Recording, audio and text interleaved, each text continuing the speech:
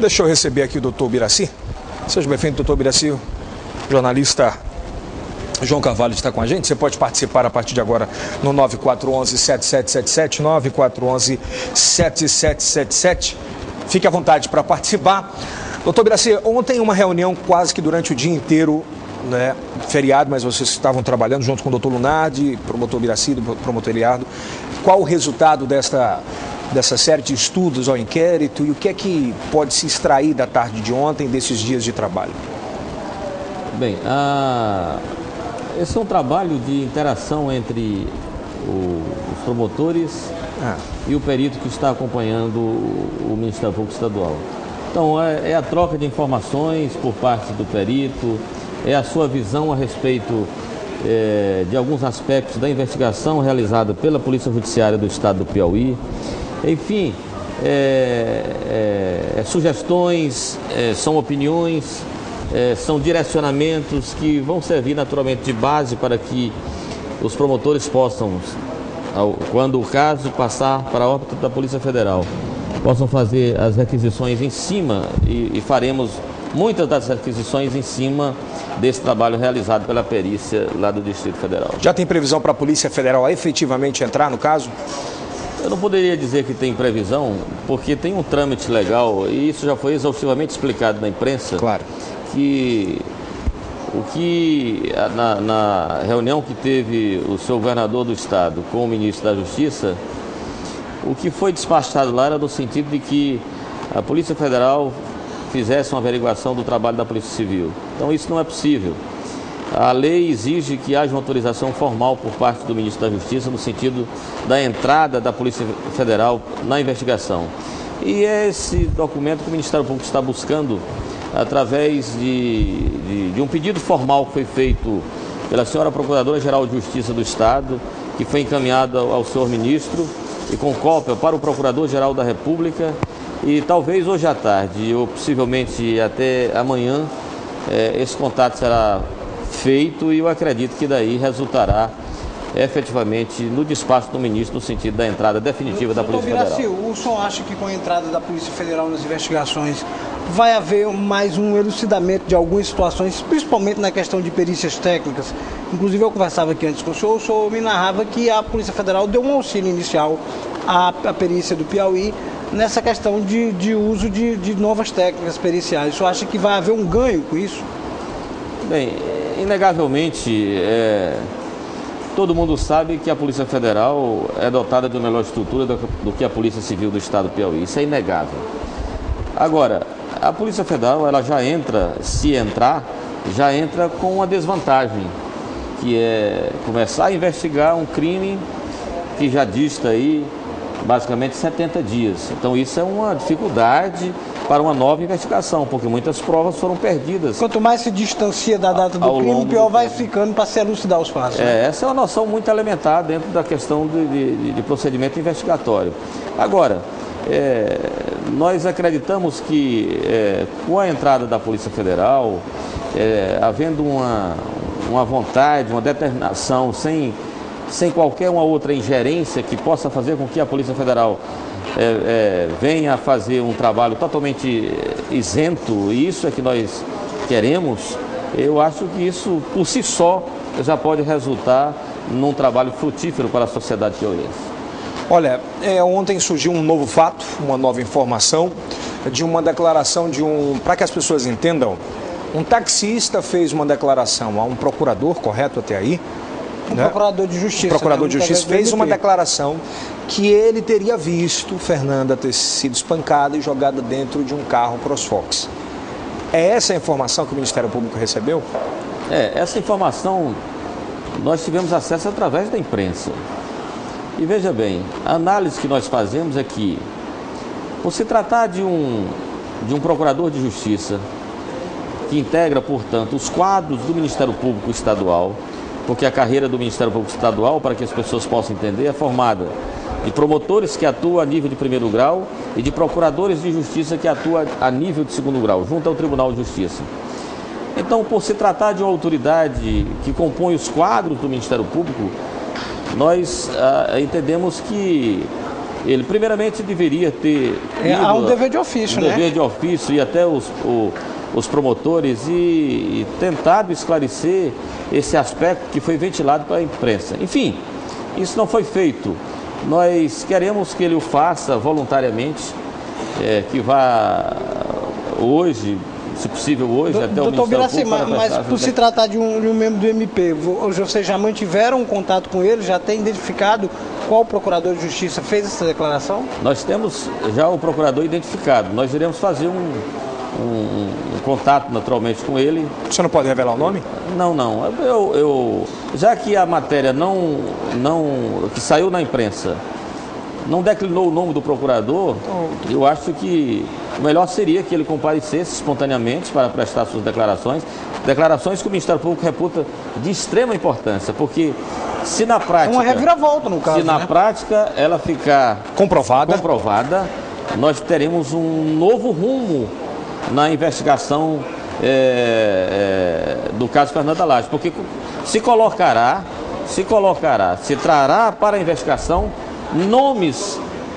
efetivamente nomes de pessoas envolvidas. E isso pode resultar em outros isso pode mudar completamente a investigação pelo seguinte fato: se ela sofreu uma violência no local, vai se passar a ter outra cena de crime também, né? Vai se passar a ter outras pessoas que vão ser identificadas pela localização de celulares, pelo trânsito das câmeras públicas. Então muda completamente o caso, as câmeras que foram captadas pela inteligência da Polícia Civil, e nós temos algumas dessas imagens, a grande maioria desse trajeto, e como eles falaram que na Avenida Frei Serafim não tem como trazer às 5 horas da manhã o carro só, mas a grande maioria desse trajeto ela faz por completo só. E tem um depoimento do vigia, né? Que é o do seu Domingos. Então você acha que tudo isso pode ter sido montado? Olha, veja bem, a questão não é de montagem, isso é um trabalho... de apuração que deverá naturalmente ser feito pela Polícia Federal. O que nós entendemos e reputamos aí de interessante são personagens que eventualmente poderiam estar fora da investigação, que passarão a compor a investigação em um outro aspecto.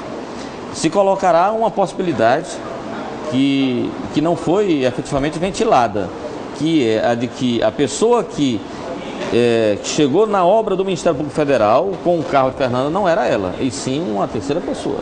Ela já chegou subjugada. Bem, ela poderia ter chegado num outro veículo e aquele veículo, o veículo dela que foi colocado ali à frente da obra do TRT poderia estar sendo conduzido por uma terceira pessoa. Essa é a possibilidade que se apresenta se constatar que o fato veiculado pela imprensa seja verdadeiro. Vamos aqui aos amigos da Rede Meu Norte. Promotor, mas o doutor Eliardo Cabral não disse que tinha suspeitos da morte da Fernanda? E agora aparece essa outra história. Dessa com certeza, ele acha que não é verdade, a Ângela do Bela Vista. A linha da promotoria de saber quem são os assassinos continua a mesma? Olha, Ângela, toda a investigação, ela tem que ter suspeitos. Se ela não tiver suspeito, ela não é investigação. Eu acho que ou da Polícia Civil ou por parte do Ministério Público, haverá de existir, dentro de uma linha de investigação, a resultante daí é pelo menos a suspeição de alguém. Isso é o norte, né? É o norte, óbvio. Se o doutor Eliardo eventualmente... Eu acredito que ele não tenha ventilado nomes, eu não vi o doutor Eliardo ventilando nomes, mas se ele tem um suspeito, e se essa suspeição que ele tem não se constatar na prática, será tão só um suspeito. Então, a questão de suspeição, o Ministério Público pode ter, a polícia pode ter e haverá de ter. O que o senhor achou da carta do engenheiro Givago Castro? Eu acho extremamente natural que uma pessoa que se encontra em uma situação como ele se encontra, como a família dele se encontra, possa ter uma posição, uma atitude como a que ele tomou, de pedir que o ministro da Justiça possa intervir no sentido de que o esclarecimento da verdade venha à tona, até para que uma pessoa como ele, que já se colocou no inconsciente coletivo uma certa desconfiança sobre a sua participação, que ele venha efetivamente a ter a sua inocência comprovada. Eu acho que está dentro da razoabilidade. Dentro. Como é que tem sido as conversas com o doutor Lunardi? Muita gente me pergunta, o que é que você sabe, o que é que o doutor Biraci, o doutor Eliá tem conversado? Porque algumas declarações, né, João, dadas à imprensa pelo doutor Lunardi, é que até onde ele leu, ele gostou do trabalho. Olha, a questão é o seguinte, o trabalho de auxílio do Ministério Público através do perito, ele naturalmente que tem as suas singularidades. E é verdade que o doutor Lunardi não vai repassar para a imprensa aquilo ou tudo aquilo que ele disse para os promotores. Nós temos um trabalho em conjunto que, em alguns aspectos, deve ser um trabalho sigiloso e, portanto, pode não haver uma estreita consonância entre aquilo que ele exteriorizou para aquilo que ele falou com os promotores. Bom, uma outra pergunta é se o senhor tem essa informação que a nossa equipe obteve ontem, que inclusive está nos autos, que um jornalista teve acesso ao computador da Fernanda ainda no 5º DP. Quando a informação que eu tenho é que o computador estava lá, não estavam dando tanta atenção. Esse jornalista foi averiguar algumas informações, viu o computador, acessou o computador, inclusive com a informação de que teriam copiado algumas coisas. O senhor sabia dessa informação? Não, estou sabendo agora. O jornalista teve acesso ao computador de Fernando? Por aí você vê que é um aspecto a considerar na investigação produzida pela Polícia Judiciária do Piauí. É no momento em que um agente externo... Uma prova técnica, né? Tem acesso a uma prova que seria extremamente importante, já se nota que há uma certa desarmonia no alinhamento da investigação. Bom, que se diga que foi no 5º DP, isso não foi houve no mínimo desídia, né, doutor? Com certeza, porque não importa que seja no 5º DP, no 1º, no 2º, no 3º, na 5º, a instituição é uma só. E a autoridade policial deve zelar por todos os aspectos que digam respeito à investigação. O senhor acha que agora mais do que nunca não tem tempo para acabar essa investigação? Eu acho que tudo na vida tem um tempo para acabar. Tudo na vida, até a nossa própria existência, ela tem um início, um meio e um fim. Agora, é preciso ter calma. E se a Polícia Federal entrar no caso, mais calma ainda, porque ela vai começar a investigar já muitos dias após a morte da estudante Fernanda. Então, o momento agora não é uma questão de quando será o resultado, isso não.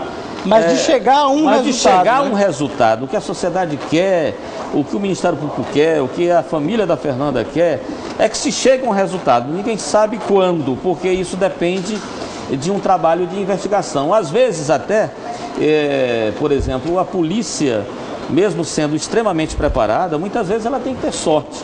O doutor Lunardi mesmo nos falava que ele teve trabalhando naquele caso lá em Brasília, caso rumoroso, Antônio Carlos, lá ligado aos anões do orçamento, em que resultou na morte da... Antônio Carlos, aleluia. Então veja bem, lá ele falava que havia uma grande estrutura da polícia, mas houve um aspecto em que a polícia teve sorte de ter encontrado, e veja como tudo é importante dentro da investigação. Eles fizeram lá uma busca e apreensão e foi encontrado um bilhete. Esse bilhete, um papel, tinha um nome, Bola. E através desse bilhete foi que a polícia chegou... Traçou uma linha e chegou aos autores da morte daquela mulher. Agora, vamos fazer aqui algumas perguntas que a sociedade tem feito, principalmente no dia de ontem. O senhor não acha muito estranho, depois de 70 dias, um taxista chegar para um promotor e falar, onde ele poderia ter falado durante esses 70 dias o que aconteceu com todo este clamor da sociedade? Eu acho assim, que as pessoas devem ter uma extrema responsabilidade quando falam alguma coisa. Esse é um caso que chamou e chama a atenção de toda a sociedade piauiense. É um caso que está inquietando famílias até, porque não só a família da Fernanda, mas acredito que muitas famílias. Enfim, as pessoas devem ter a responsabilidade ao falarem alguma coisa, saber que estão contribuindo, porque se não for para contribuir, se for mais um ato de boataria, isso só vai atrapalhar a investigação. Agora, eu acredito mesmo que, tendo isso sido ouvido por um procurador de justiça, Não que ele seja dono da verdade, mas acho que em razão da reputação do seu cargo, se ele ouviu isso, ele realmente deve esclarecer e apontar quem é esse taxista, porque será de grande valia para a investigação. Vamos aos amigos da Rede Meu Norte. E Eldson, no tempo da polícia, os promotores faziam declarações e não davam prazo. Agora falam em sigilo e prazo. Não, a questão não era de prazo, de promotor não dar prazo. Promotor, se for no tocante à questão da Polícia Civil, isso já foi extremamente explicado no momento em que a Polícia Civil do Estado do Piauí fez o seu relatório final. Então lá nós inclusive dizíamos, e eu particularmente disse isso e assumo que disse. Disse que se a polícia quisesse mais prazo, nós daríamos, dado que havia uma razoabilidade no pedido. Qual seria essa DNA? O DNA que ainda estava por concluir.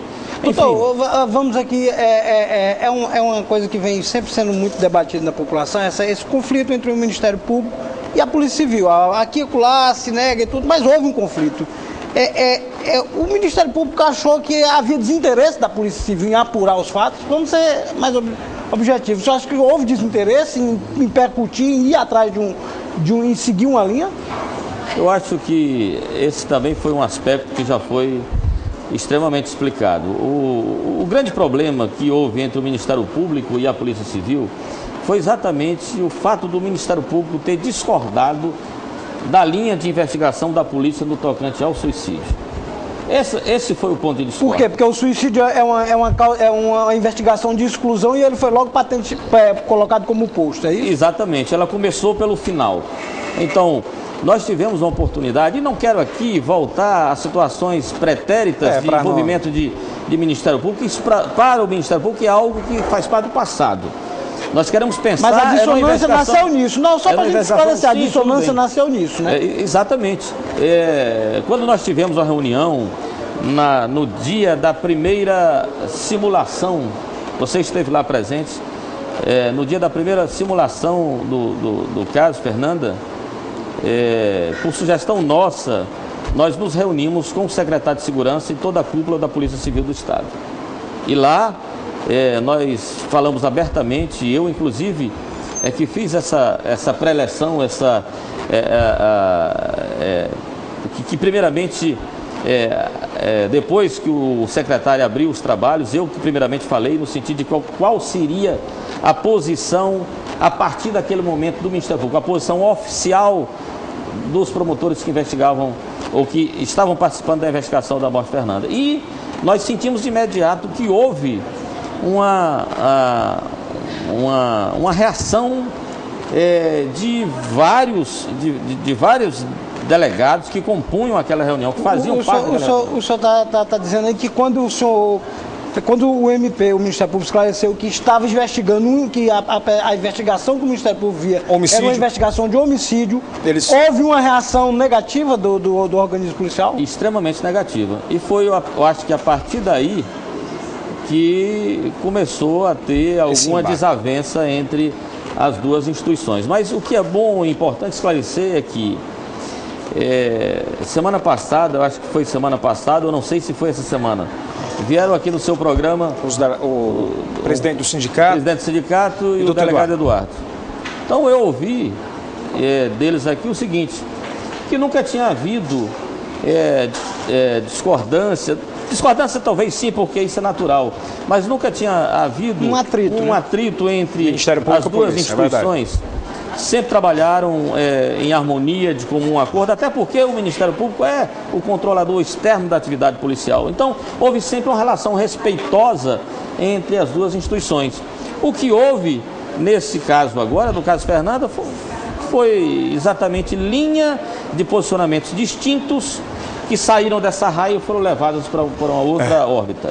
Aqui estão falando, doutor, não entre nessa. O vigilante da Hyundai viu ela chegando só. Será que também ele mentiu? Vocês estão apurando, né? Bem, nós queremos que a Polícia Federal apure. É verdade. Nós queremos, eu já falei isso exaustivamente. Parece que a população não escuta. Não escuta, É por isso que a gente tem que repetida vezes dizer a mesma coisa.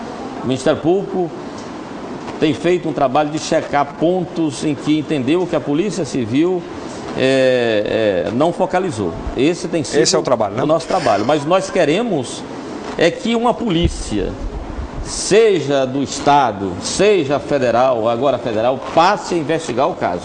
Esse é um trabalho específico e primordial de polícia. Nós iremos acompanhar e fazer as requisições que entendermos necessárias. Promotor Yanairinha, amiga da Fernanda, ela é peça importante, na opinião da promotoria?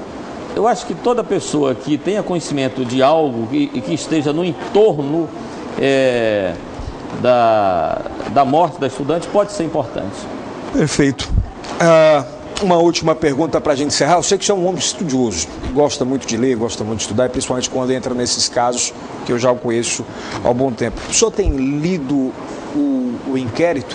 Pelo menos essa é a informação que eu tenho. Alguma coisa mudou para o senhor? Eu acho que o que mudou são aspectos que nos são repassados pelo perito que está assistindo o Ministério Público. No momento que a gente troca ideias, opiniões, apesar do perito não emitir, na verdade ele não veio para emitir opiniões, ele veio para analisar um trabalho sob a ótica da promotoria e repassar essas informações para a promotoria. Então, essa interação entre aspectos da investigação, entre aquilo que é posicionamento dos promotores e que pode ser em uma outra linha, uma convicção do perito, isso tem ajudado bastante ao Ministério Público a futuramente fazer as suas requisições. Última pergunta, eu queria aproveitar a passagem aqui do promotor Birassi Rocha aqui para dizer que a instituição dele agora está em fase de eleição, né? Não para o comando da instituição. Houve a abertura de uma vaga para um cargo de desembargador pertencente ao 5º Constitucional. O 5º Constitucional são vagas, 1/5 das vagas são destinadas ao Ministério Público e ao OAB. Existe uma vaga em aberto do Ministério Público agora, que se deu com a aposentadoria da desembargadora Rosimar Leite Carneiro. Com a aposentadoria da desembargadora Rosimar Leite Carneiro, será aberto um procedimento no Conselho Superior do Ministério Público. De lá sai uma lista sextupla. Essa lista sextupla vai para o Tribunal de Justiça. O Tribunal de Justiça reduz ela para 3 nomes e o governador nomeia o próximo desembargador do egrégio Tribunal de Justiça do Piauí. Os nomes que estão postos agora basicamente do promotor Fernando Ferro, que foi subprocurador na gestão passada, e da atual procuradora, Zélia Saraiva. São alguns nomes que estão sendo postos. Mas isso aí vai depender muito ainda da articulação interna lá no Ministério Público, e vai depender sobremaneira da decisão do Tribunal de Justiça, dos 3 nomes que o Tribunal manda, e da decisão do governador, que é que vai nomear o próximo desembargador do TJP. Doutor, quero agradecer mais uma vez, você sempre é tão solícito com a gente agradece. Estou notando que você também está um pouco cansado. Muito cansado. Não está? Muito cansado. Um pouco desgastado? Nós não temos mais final de semana, feriado, enfim. Mas são os ossos do ofício, não reclamamos por isso. Tá certo. Obrigado mais uma vez, doutor Birassi.